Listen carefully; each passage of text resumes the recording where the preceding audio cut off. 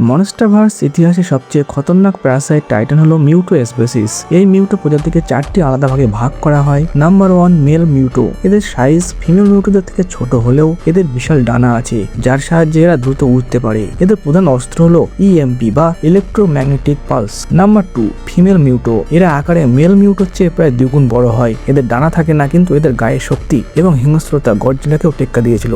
Number 3, মিউটো queen বা bird, যাকে first time দেখানো হয় Godzilla king of the monster মুভিতে। ফিমেল মিউটো যখন অনেক বছর বেঁচে থাকে এবং আলফা লেভেলে পৌঁছায়, তখন সে মিউটো কুইনে পরিণত হয়। Number 4, MUTO prime. Godzilla aftershock কমিক্সে মিউটো প্রাইমের পরিচয় পাওয়া যায়।